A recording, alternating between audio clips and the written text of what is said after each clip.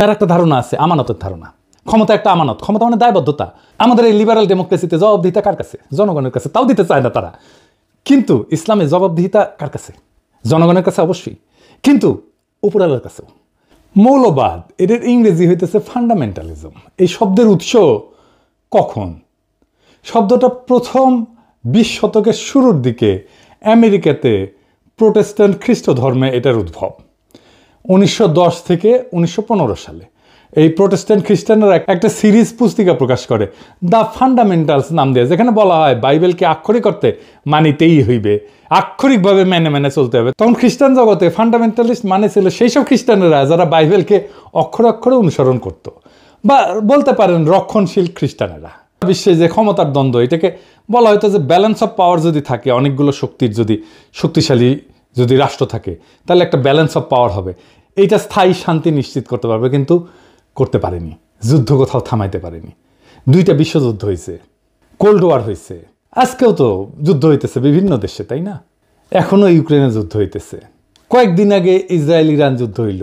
আর প্রকৃতি পরিবেশ এটা ধ্বংস হয়ে গেছে, কারণ প্রকৃতি পরিবেশকে এটা মনে করে এটা ভোগের একটা বিষয়।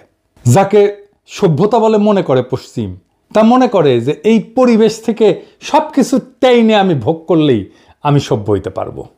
এর ফলে পরিবেশ ধ্বংস হয়ে গেছে, জলবায়ু পরিবর্তন হচ্ছে, প্রাকৃতিক সম্পদের সংকট এখন একটা বৈশ্বিক হুমকি।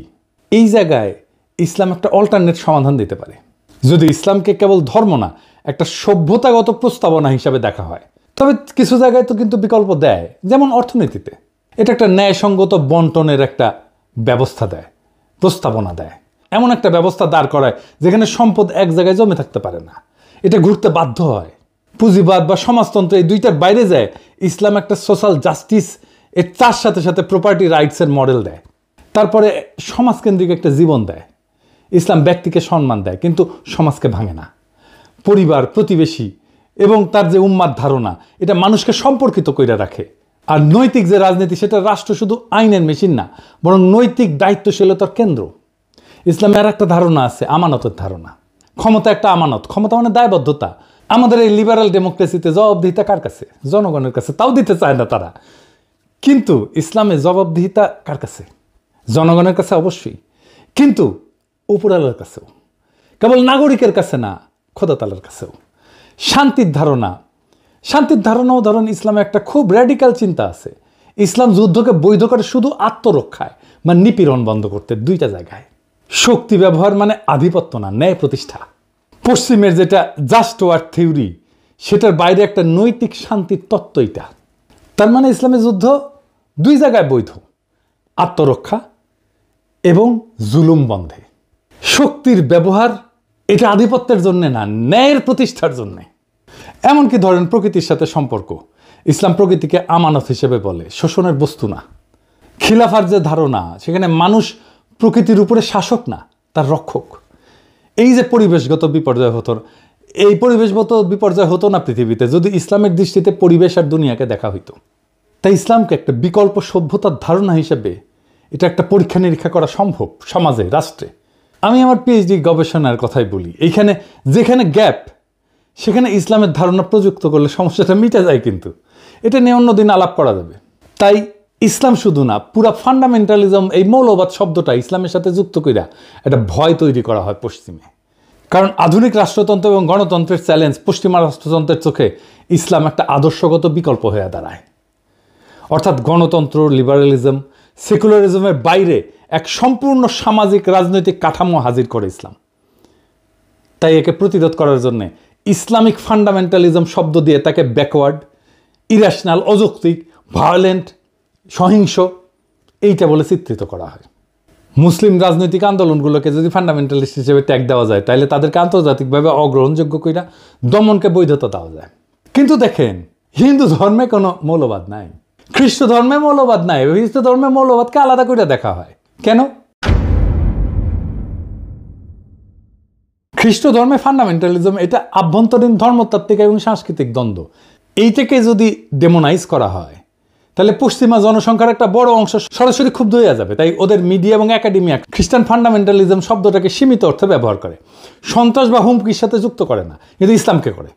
ইসলামের ক্ষেত্রে তারা এটাকে এক্সটার্নালাইজ করছে, বাইরের শত্রু, সভ্যতার চ্যালেঞ্জ, আধুনিক রাষ্ট্রের জন্য হুমকি, এইভাবে তারা হাজির করে। কার্ল শিমিট বলছিলেন যে রাজনীতির মৌল কেন্দ্র হইল ফ্রেন্ড ভার্সেস এনিমি, এই বিভাজন। পশ্চিমা রাষ্ট্রতন্ত্র ইসলামের ফান্ডামেন্টালিজম ধারণাটাকে ব্যবহার করছে এনিমি হিসেবে চিহ্নিত করার জন্য। ফুকো দেখাইছেন যে কিভাবে ক্ষমতা ডিসকোর্স তৈরি করে বা বয়ান তৈরি করে। ইসলামিক ফান্ডামেন্টালিজম একটা ডিসকোর্স বা বয়ান যা ইসলামকে সবসময় ইরেশনাল, ভায়োলেন্ট, প্রিমডার্ন এই হিসাবে উপস্থাপন করে। এডওয়ার্ড সাইদও বলছেন তার ওরিয়েন্টালিজমের ধারণায় যে পশ্চিমা সংস্কৃতি সবসময় পূবকে অন্য বা আদার বানায়, নিজের আধুনিকতাকে বৈধতা দেয়। এবং এই যে ওয়েস্টার্ন ডেমোক্রেসি, পশ্চিমা লিবারাল ডেমোক্রেসি নিজেকে একমাত্র বৈধ রাজনৈতিক রূপ হিসেবে দাঁড় করাইতে ইসলামিক ফান্ডামেন্টালিজমকে বিকল্প রাজনৈতিক কল্পনা হিসাবে সে ডেমোনাইজ করে। ফলে আন্তর্জাতিক আইন, সিকিউরিটি, নীতি, এমনকি গবেষণাতেও ইসলামী আন্দোলনকে প্রায় ফান্ডামেন্টালিস্ট থ্রেট হিসাবে বলা হয়। যদিও একই ধরনের ইহুদি বা খ্রিস্টান চরমপন্থাকে সেটা বলা হয় না, হিন্দু চরমপন্থাকে তো বলা হয়ই না, দেখতেছেন তো। যা যা একটা ইসলামী সমাজকে আলাদা মিনিং দিছে সেটাকে আক্রমণ করা হয়েছে পশ্চিম থেকে। নিজের কালচারকে, নিজের প্র্যাকটিসকে ঘৃণা করতে শেখানো হয়েছে। আফগানিস্তানে বোরখা পরা ছিল ফ্যাশন, এটা অভিজাততন্ত্রের প্রতীক। যেই নারী বোরখা পরবে তাকে ধরে না হয়তো সে ধনী এবং সে কোনো কাজ করবে না, সে অভিজাত, তার কাজ করার দরকার নাই, তাকে অন্যভাবে সম্মান করা হইতো। এইটাকে পশ্চিমানারা বানাইলো নারী নিপীড়নের আইকন। কি খোদা আমারে উঠায় নাও। বোরখা খুলে বেলায় প্রগতিশীলতা। অটোমান হেরেমকে বলা হয় নির্বিচার যৌনতা, অথচ জানেন এইটা নারীর ক্ষমতায়নের একটা super duper model, very effective alternate model.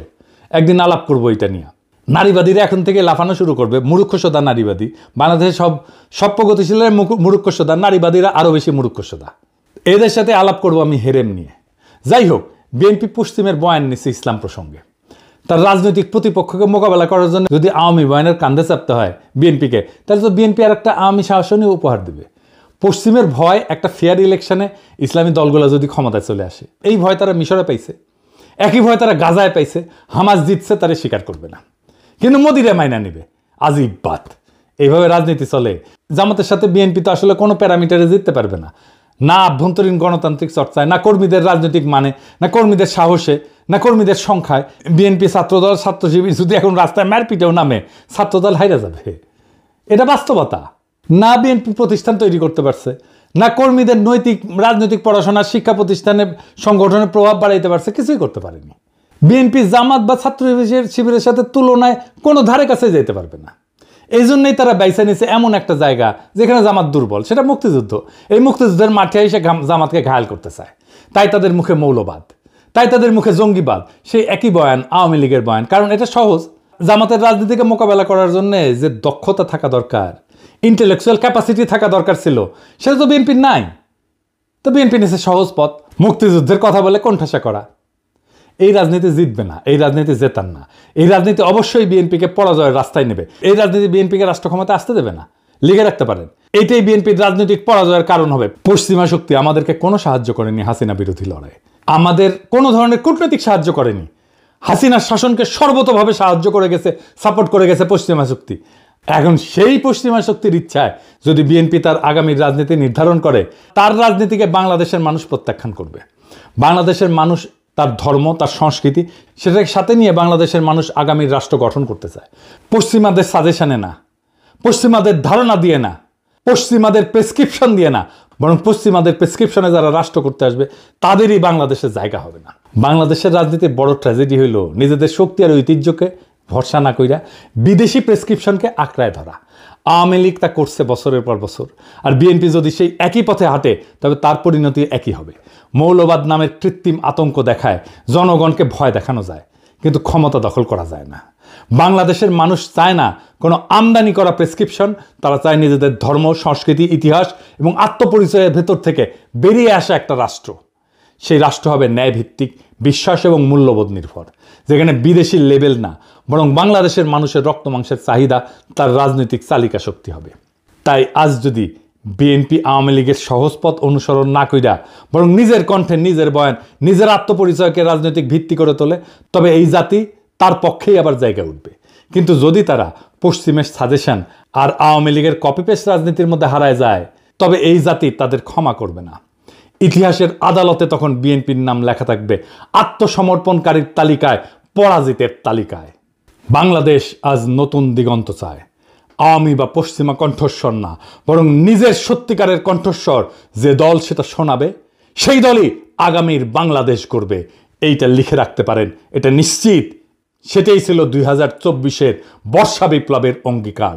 Bangladesh সেই পথেই হাঁটবে। ইনকিলাব জিন্দাবাদ।